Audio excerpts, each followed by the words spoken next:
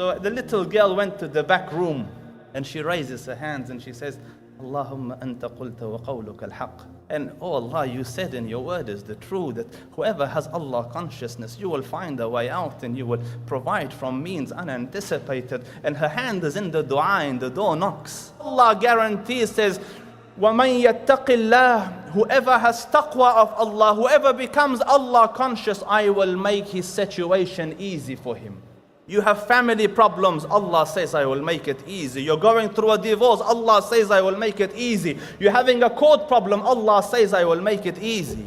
You have financial problems. قال سبحانه وَمَنْ يَتَّقِ اللَّهِ يَجْعَلْ لَهُ مَخْرَجًا وَيَرْزُقْهُ مِنْ حَيْثُ لَا يَحْتَسِبُ. If you have problems financially, Allah says, have my taqwa, become Allah conscious. Love me and remember me and fear me, and I will solve it. وَيَجْعَلْ لَهُ مَخْرَجًا, I will make a way out for you. Imagine this auditorium is blocked like it's all brick walls. If there's a door, makhraj is already there. No one needs to make a makhraj for you. But if there is a door, everything is blocked. Allah Rabbul Izzah says, I will tear a way out for you. يَجْعَلْ لَهُ مَخْرَجًا وَيَرْزُقْهُ مِنْ حَيْثُ لَا يَحْتَسِبُ. And I will provide for you from means you didn't anticipate. One of the beautiful stories that I mention over and over again, there was a person in the past, his name was Hatim al-Asam, and he came to his family wanting to go to Hajj. So he said, I want to go to Hajj. Hajj in those days was a long trip. It took many weeks and many months. And he said, I want to go to Hajj, but I don't have enough provisions for you guys. So what do you say? So the wife said, no, khalas, do it some other times when you have the means. But the daughter was special. So she said, Dad, inna Allah huwa ar-razzaq zul quwwatil mateen. Go, Allah will provide for us. So the dad took heart from this and went. And when he went, a little while later, a couple of weeks later, the provisions ran out. So the mom and the rest of the siblings, like, you big mouth, what happened?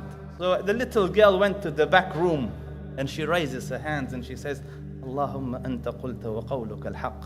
وَمَنْ يَتَّقِ اللَّهِ يَجْعَلْ لَهُ مَخْرَجًا وَيَرْزُقْهُ مِنْ حَيْثُ لَا يَحْتَسِبُ. And oh Allah, you said in your word is the truth, that whoever has Allah consciousness, you will find a way out and you will provide from means unanticipated. And her hand is in the dua and the door knocks. So she goes and opens the door, and it's the guard of the governor, the entourage of the governor.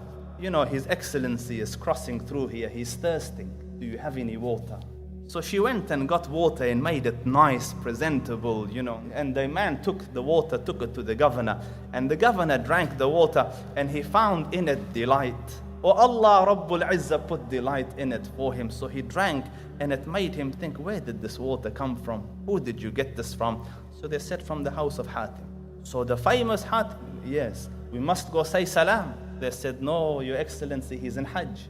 So he said, then it is our duty to look after his family. So he reached into in the olden days, they had those little sacks of the coins. So he reached into this and he chucked it into the house of Hatim, the gold coins. But Allah Rabbul Izzah wished to increase.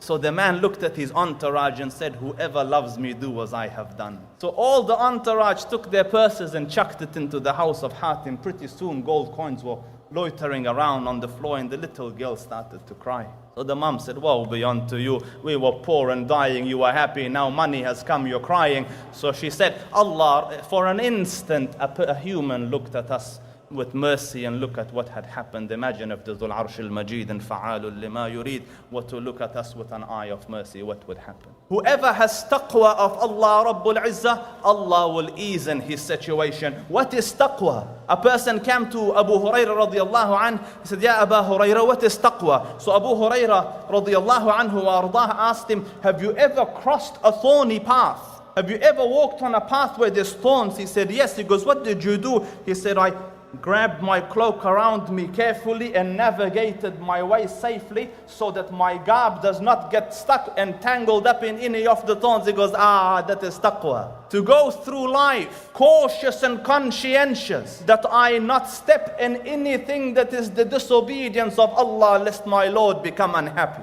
So taqwa is Allah consciousness.